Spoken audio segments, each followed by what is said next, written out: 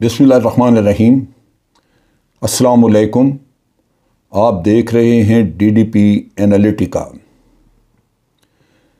इमरान खान की लॉन्ग मार्च अभी शुरू ही हुई है। कल पहला दिन जब शुरू हुई, लेट शुरू हुई वहाँ से, और उसी लम्हे में ही, अभी तो बहुत दूर है लॉन्ग मार्च, आज उन्होंने कामों की तक पहुँचना है कि पीडीएम के हजरात जितने भी हैं वो अपने आसाब गालिबन उन पे दबाव इतना महसूस कर रहे हैं कि वो हवास खो बैठे हैं। ट्वीट्स शुरू हो गई हैं, बयानात शुरू हो गए हैं। मरियम औरंगज़ेब का बयान, शहरी रहमान, तारिक चीमा, तलाल चौधरी, हर शख्स बयानबाजी कर रहा है और इल्ज़ाम इमरान खान पे दे रहे हैं कि आप एक खैरानी काम कर रहे हैं। फिर इल्ज़ाम मरियम औरंगज़ेब लगा रही हैं कि गैर मुल्की फ़ंडिंग और उसमें आपने पैसा लिया, ये किया, वो किया, हर तरह के इल्ज़ामात। लेकिन ये अफसोस की बात यह है कि ये सारे बैठे हुए आगे जितने भी आलाकार हैं, हरकारें हैं, ग़ुलाम हैं, मुलाजिम हैं, ये कभी अपने गिरबानों में नहीं झांकते, कभी नहीं देखते कि मियाँ नवाज शरीफ फैमिली या और बाकी के जो टॉप लीडर हैं उन्होंने क्या किया है, या जरदारी फैमिली है, मौलाना फैमिली है, ये लोगों ने इस मुल्क के साथ किया क्या है। सिर्फ इसलिए कि आज एक नाजायज़ तरीके से बैकडोर से आपके हाथ में हुकूमत आ गई है, लिहाजा आपका जो जी चाहे आप कहें और कहते रहें। हकीकत ये है कि लॉन्ग मार्च जो है वो दर हकीकत असल में वो एक इनकलाब की इब्तदा बन के चल चुकी है, और ये इब्तदा उस दिन ही हो गई थी जिस दिन मरियम नवाज ने अरशद शरीफ के बारे में एक ट्वीट की। हम ये सब जानते थे पहले से ही कि जो अवाम हैं वो इनकी नज़र में सिर्फ वोट लेने का एक ज़रिया है, उसके बाद वो कीड़े मकोड़े हैं। इनके अंदर रऊनियत, तकब्बर, गरूर, हुक्मरान फैमिली, इसके अलावा इनके कुछ नहीं। और वो सच्चे हैं इस तरह का रवैया रखने में, क्योंकि उनको आगे ग़ुलामों की एक टीम मिली हुई है पूरी, जो उनकी वकालत करती है, बावजूद इसके कि उनके ज़मीर जानते हैं कि इन्होंने वतन के साथ क्या किया है। चूँकि बेज़मीरी एक ज़रिया ज़िंदगी बन चुकी है, इस वजह से नाम लेना या अपने लीडर्स के बारे में बात ना करना वो एक मामूल है। और बावजूद इस रऊनत के, नफ़रतों के, ये ज़िल्लत उठा लेते हैं उनके सामने, उनके जूते उठाने को तैयार होंगे, लेकिन अपने इक़्तिदार में बैठने की वजह से ये कभी भी शरीफ फैमिली, मौलाना फैमिली या जरदारी फैमिली के बारे में बात नहीं करेंगे। ये बहुत बड़ा अलमिया है। लेकिन मैं ये कहना चाह रहा था कि इनकलाब शुरू हो चुका है, अवाम में एक एहसास पैदा हो चुका है, और इस मार्च के आखिर तक, इस्लामाबाद पहुंचने तक आप देखेंगे कि तमाम अवाम पाकिस्तान के, उनका जहां कहीं शऊर में कुछ कमज़ोरी या बेदार नहीं हुआ, वो भी बेदार हो जाएगा और सब एक पेश में होंगे।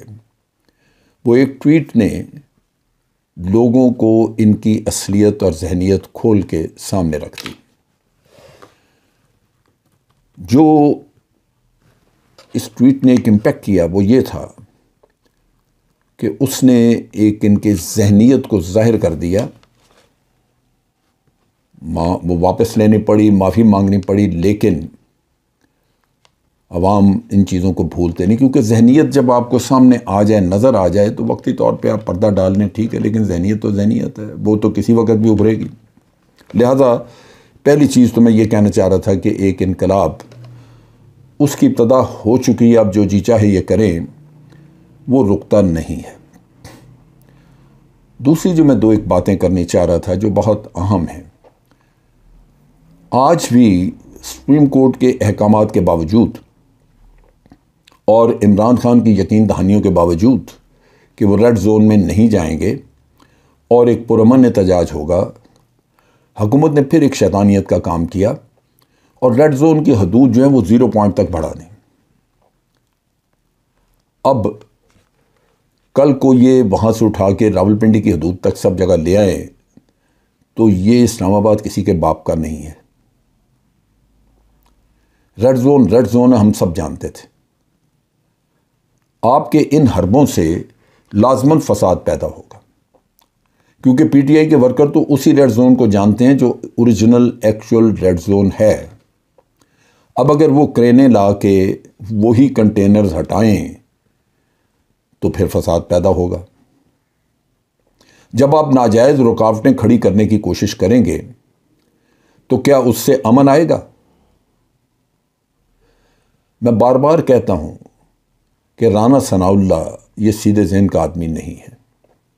ये कोई ना कोई ऐसा किस्सा खड़ा करेगा, कोई ऐसा शोशा छोड़ेगा जिससे फसाद पैदा हो और इल्ज़ाम जो है वो सारा पीटीआई पे, इमरान खान पे डाल दिया जाए।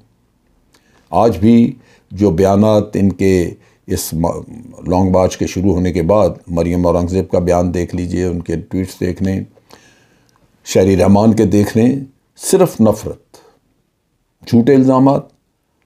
ये इनकी अकल से ये चीज़ें बाहर हैं। ये समझ नहीं रहे कि दीवार पे लिखी हुई तहरीर है क्या। ये अवाम का मूड नहीं समझ रहे। ये अवाम के जहन में वो छुपी हुई नफ़रत जो अब बाहर आनी शुरू हो गई है उसको नहीं देख रहे।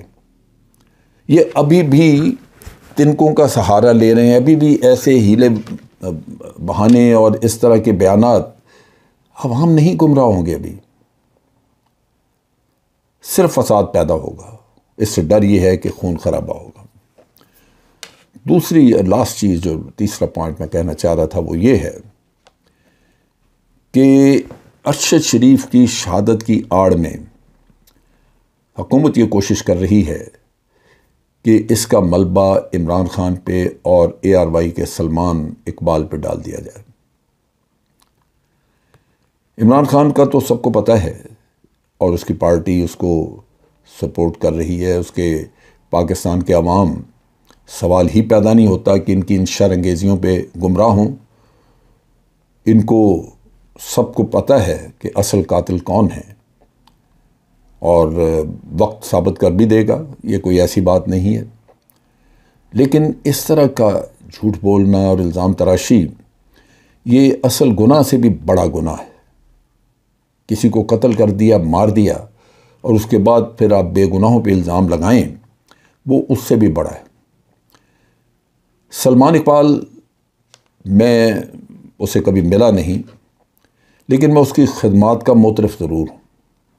आज वो बामरे मजबूरी इंतहाई दबाव में आके तो उसने अपने चैनल की पॉलिसी को कुछ बदला है, वरना ये वाहिद चैनल है बोल न्यूज़ के अलावा जिसने सच्चाई का भरपूर साथ दिया। मैं ARY को सल्यूट करता हूँ। उसकी वजह बुनियादी तौर पे यही है कि इनकी खिदमात बहुत हैं। सलमान इकबाल ने पाकिस्तान में स्पोर्ट्स की प्रमोशन के लिए जो कुछ खिदमात अंजाम दी, उसने परवाह नहीं की कि स्पोर्ट्स को प्रमोट करने में, पाकिस्तान में क्रिकेट वापस लाने में उसका पैसा कितना खर्च होता है। उसने यही मुकद्दम समझा कि पाकिस्तान में खेलों का इजरा, ताकि भारत का मुंह काला किया जाए, जिसने के खेलों में सियासत घुसा के पाकिस्तान को रुसवा करने की कोशिश की। सलमान इकबाल के बारे में, उसके बारे में गलत बात कहनी या इल्ज़ाम लगाना, ये अरशद शरीफ की फैमिली बताएगी। वो मुंह काला करेंगे उन लोगों का जो इल्ज़ाम लगाते हैं, क्योंकि सबसे पहला हक इल्ज़ाम लगाने का उसकी बेवा को है, अरशद शरीफ की, क्योंकि वो उनसे राब्ते में था। दूसरा सबसे पहला हक उस फैमिली का ही है जिसमें उसकी बेवा भी है, उसकी वालदा भी है। वो सारे सलमान इकबाल के शुक्रगुजार हैं, बावजूद इसके कि सलमान इकबाल को इंतहाई प्रेशर में अरशद शरीफ को जॉब से फारिग करना पड़ा। उस आदमी ने इस फैमिली का साथ नहीं छोड़ा। वो बावजूद इसके कि अरशद शरीफ यहाँ से चला गया और उसने ये इनके लिए प्रोग्राम करना बंद कर दिया, लेकिन इन चीज़ों के बावजूद सलमान इकबाल ने उस फैमिली को यकीन दहानी कराई हुई थी कि वो मुकम्मल कफ़ालत करेगा। और ये चीज़ मुझे फैमिली ज़राए से पता चली है। मैं यही इनकलाबी अवाम जो आज उठ खड़े हैं, मैं उनसे, पीटीआई की लीडरशिप से ये गुजारिश करूँगा कि खुदारा उस आज़ाद मीडिया का भी दिफा करें जो बिका नहीं। आपने दिफा करना है अरशद शरीफ के हुकूक का, आपने खामोश और पुरअमन इनकलाब लाना है इस मुल्क में ताकि हमारी जान छूटे इन हजरात से जो सिर्फ़ अपने ख़ानदानों और अपने बच्चों की परवरिश, उनके मफादात के लिए काम कर रहे हैं, जिन्होंने इस मुल्क को नोचा है अच्छी तरह। आज हम उनके ख़िलाफ़ आपके साथ हैं, लेकिन इसी कश्मकश में, इसी जोश और इसी जज्बे में उन लोगों को ना भूलें जिन्होंने आपकी आवाज़ को पाकिस्तान के अवाम तक पहुंचाने की कोशिश की। ARY बोल न्यूज़ ये अवाम की आवाज़ है, और ये हुकूमत जो ज़बरदस्ती आके बैठी है चोर दरवाज़े से, ये कभी भी इनकी आवाज़ को कबूल नहीं करेगी, ये दबाने की कोशिश करेंगे। सलमान इकबाल को, उसकी मैं वजाहत एक देख रहा था, जो उसने एक वजाहत दी, टेलीविज़न पे भी दिखाई गई, उससे लगता है कि उसके ऊपर दबाव है, और ये PTI को उस दबाव को ख़त्म करने के लिए हर हरबा इस्तेमाल करना होगा। ARY मुझे तवक्को है कि वापस अपनी पॉलिसी पे आएंगे बग़ैर किसी खौफ व ख़तर के। सलमान इकबाल को कोई नुकसान नहीं पहुंचेगा, ना ही कोई ऐसी चीज़ या ऐसी हरकत उसने की है जिससे उसको डरना चाहिए। हमें सबको उन तमाम पाकिस्तानियों की खिदमत के मोतरफ़ होना चाहिए, तारीफ़ करनी चाहिए और उनका शुक्रिया अदा करना चाहिए जिन्होंने पाकिस्तान की बेहतरी के लिए कुछ न कुछ किया है। आज के लिए इतना ही। अफ़वाज पाकिस्तान जिंदाबाद, पाकिस्तान पाइंदाबाद।